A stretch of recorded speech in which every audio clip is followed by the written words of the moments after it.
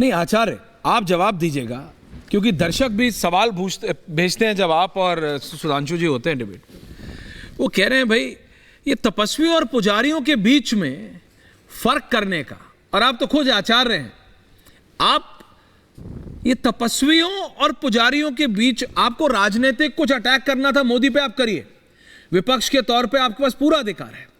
आप फ्रस्ट्रेट हो सकते हैं, डेस्परेट हो सकते हैं, जो मैंने कहा, आपने कहा ऐश्वर्या बौखला, मोदी और योगी को उत्तर प्रदेश में, मोदी और शाह को गुजरात में हराना, आप हराइए, उसके लिए कुछ बोलिए, लेकिन आचार्य आप समझाइए, तपस्वी और पुजारियों को भी बांटने में लगेंगे, और जो भी उनकी स्क्रिप्ट लिख रहा है या उनको बता रहा है, क्योंकि आपने कई बार कहा है आचार्य खुद कि कई लोग हैं ऐश्वर्य राहुल गांधी के आसपास जो गलत इंफॉर्मेशन देते। आचार्य, तपस्वियों और पुजारियों को बांटने के काम को आप सही मानते हैं?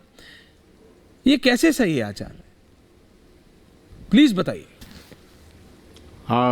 देखिए ऐश्वर्या, किसी भी नाम पर विभाजन हो तो वो अच्छा नहीं माना जाता। ये सभी मछली किसानों को बेबी फिश सप्लाई करके महीने का 2 लाख कमा रहे हैं।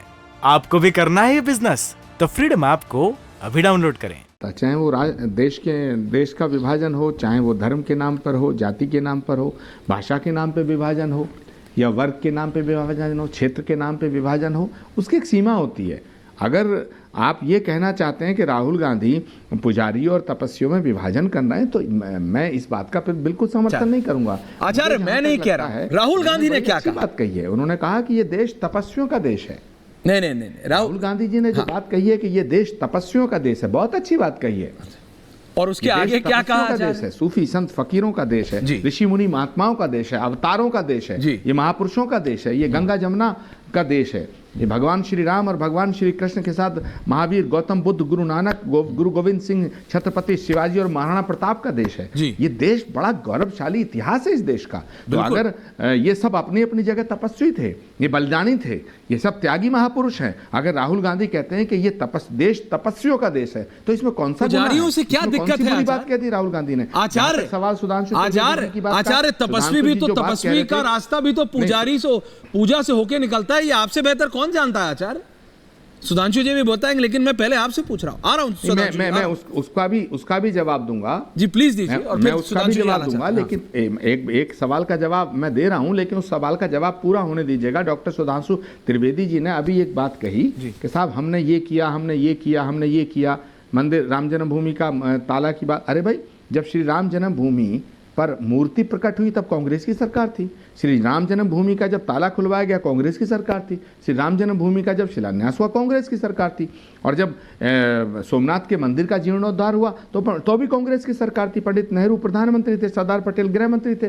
तो अगर मूर्तियों के प्रकट होने से लेकर के और सब कुछ करने तक कांग्रेस नहीं किया, तो फिर राम मंदिर बनाने का श्रेय आप क्यों लेना चाहते हैं? और उसके बावजूद भी आप कांग्रेस को हिंदू विरोधी घोषित करना चाहते हैं। उसके बावजूद भी आप कहना चाहते हैं कि राहुल गांधी साहब हिंदू विरोधी हैं। तीसरा पॉइंट ये है कि आपने अभी काशी विश्वनाथ कॉरिडोर का जिक्र किया और महाकाल कॉरिडोर का जिक्र किया। आप अच्छा काम कर रहे हैं, अच्छी बात कर रहे हैं, हम आपका समर्थन कर रहे हैं। राहुल गांधी जी ने कब कहा कि काशी विश्वनाथ के कॉरिडोर का निर्माण करना गलत है? राहुल गांधी जी ने कब कहा कि महाकाल का सौंदर्यीकरण गलत है? राहुल गांधी जी ने कब कहा कि किसी भी तीर्थ स्थान का जीर्णोद्धार करना गलत है? एक स्टेटमेंट बताइएगा। लेकिन आपको उनके स्टेटमेंट से ज़्यादा आपको पता क्या है, आपको लगता है कि आपके जो कारनामे हैं 10 सालों के, 9 सालों के, इनसे आप की छवि जनता में धूमिल हो रही है, क्योंकि आपने जो वादे किए थे वो पूरे नहीं किए। इसलिए कांग्रेस पार्टी धीरे धीरे धीरे धीरे धीरे धीरे आगे बढ़ रही है, राहुल गांधी जी के नेतृत्व में आगे बढ़ रही है। अभी मैं आपसे पूछना चाहता हूँ सुधांशु जी से, बड़ी इंपॉर्टेंट बात पूछना चाहता हूँ। मुझे आप बताइए डॉक्टर, पूछिए ना प्लीज, कि 2018 में राहुल गांधी जी के नेतृत्व में जब चुनाव हुआ था, तो हमने आपसे 3 राज्य छीने, राजस्थान छीना, मध्य प्रदेश छीना, छत्तीसगढ़ छीना। अभी भी 2 राज्यों में चुनाव हुए, गुजरात में और हिमाचल में। हमने आपसे 1 राज्य छीना, 1 राज्य हमने छीना, आपने दोबारा गुजरात में सरकार बनाई। तो आप ऐश्वर्या, मेरी बात को अन्यथा मत लेना, लेकिन आपने अपने शो की शुरुआत में ये जो कहा कि कांग्रेस बौखला रही है, हम क्यों बौखलाते? बीजेपी रही है, ये बात मैंने पहले कही। आप जवाब दे रहे हैं आचार्य, पता है क्यों? आप क्यों बौखला रहे हैं? आप जब सोमनाथ की बात करते हैं आचार्य जी, मेरे को आपसे ये उम्मीद है आप सिलेक्टिव नहीं हो सकते। कन्याकुमारी से लेके कश्मीर की यात्रा, 10 सेकंड, 20 सेकंड आचार्य, आप राहुल 20 सेकंड गांधी बोले, जी उसके की बाद आ रहा हूं कन्याकुमारी सुधांशु। से यात्रा शुरू हुई और 10 सेकंड, सिर्फ 10 सेकंड, उसके बाद मैं पूरा सुनूंगा।